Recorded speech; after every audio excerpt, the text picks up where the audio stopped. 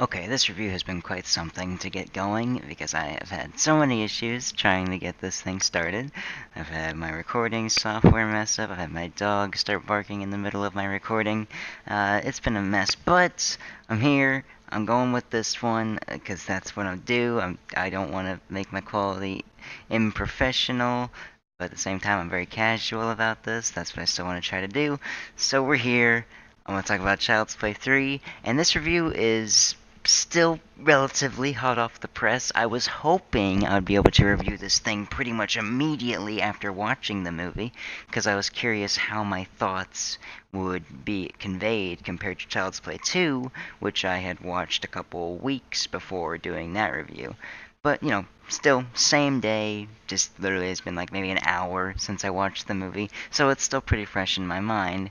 So I'm still here, ready to go with it fresh in my mind to talk about it. Now, I went into Child's Play 3 uh, knowing that I probably was not going to like it as much as the first two. I kind of figured this would already be where the series starts to downfall a little bit.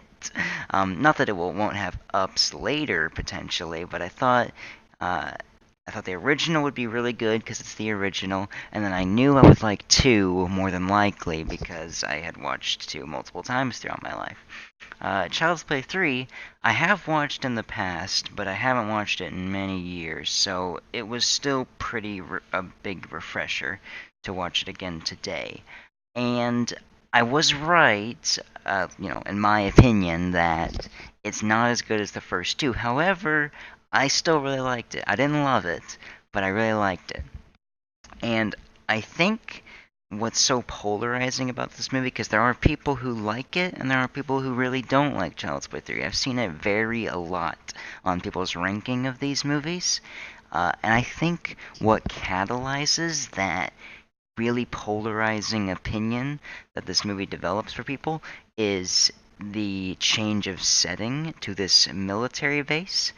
Now, for me, as you can probably guess, since I say I already like the movie, I like this new setting a lot, and I think it's for quite a few reasons. One of them is it's really refreshing. As much as I love the first two movies, they pretty much are the exact same setting. They're a house with a family inside of it, and that's pretty much it. I mean, Child's Play 2 eventually goes to the factory, whereas Child's Play 1 almost entirely takes place inside of that house. But regardless, both of those movies pretty much are inside of a house.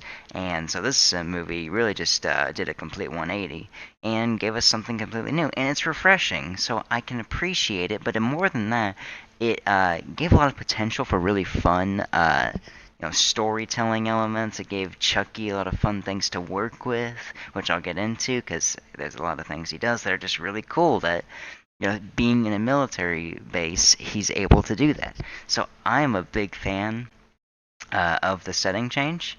That's probably the biggest thing that I like about the movie, even though some people didn't like it.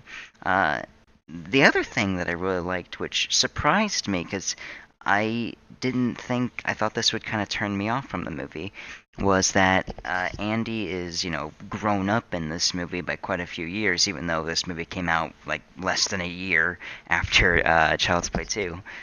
The movie obviously skips forward in time quite a bit. So it's not played by Alex Vincent, the character of Andy, because Alex Vincent played him in the first two. He obviously wasn't old enough to play like a young adult Andy, which is in this movie.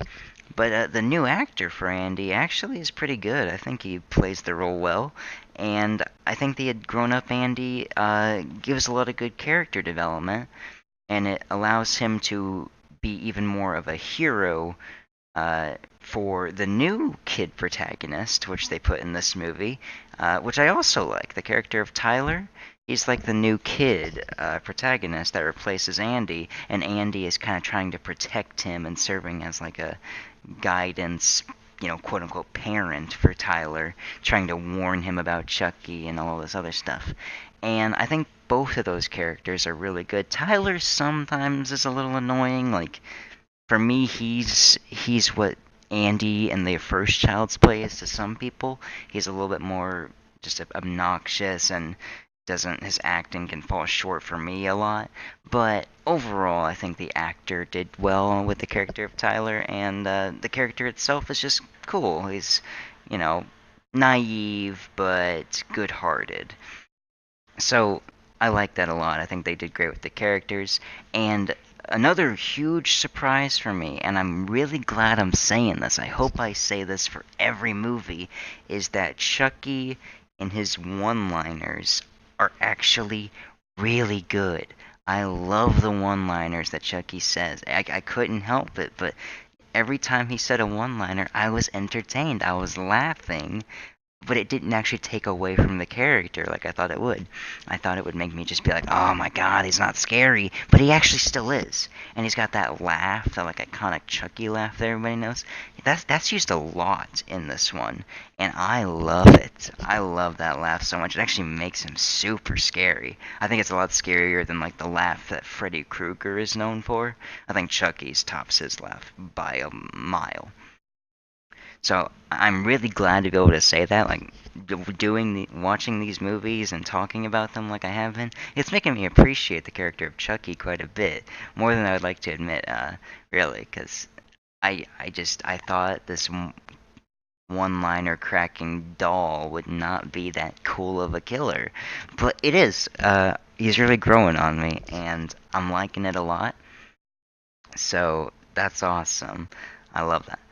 The Probably the last big positive I have, which again I liked this movie, and this isn't a professional review, but I'm still going to acknowledge strengths and weaknesses of movies in this discussion, since this movie I don't have a super strong opinion on either a dislike or liking for it.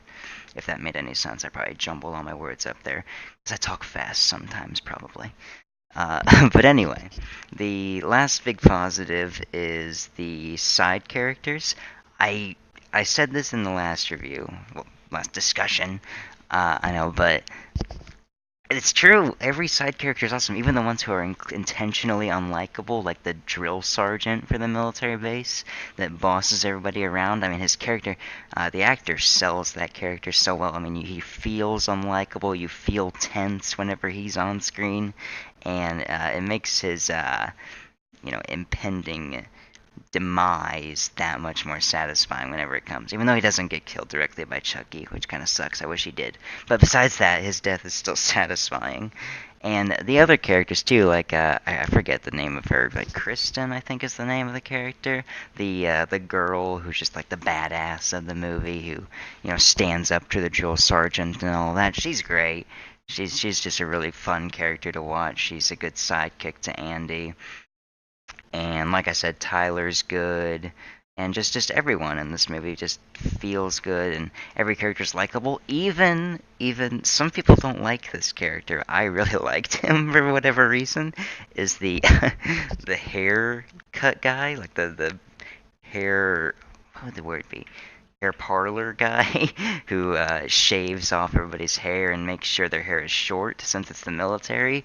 I mean, I know it's kind of weird, like, it seems like he's got, like, a haircut fetish kind of thing, but it's just an interesting character. I just thought he was entertaining, and I liked him. I like every character in this movie, probably more than the second movie. And, again, that was probably my last big positive, but there are other things about this movie that I thought were really good.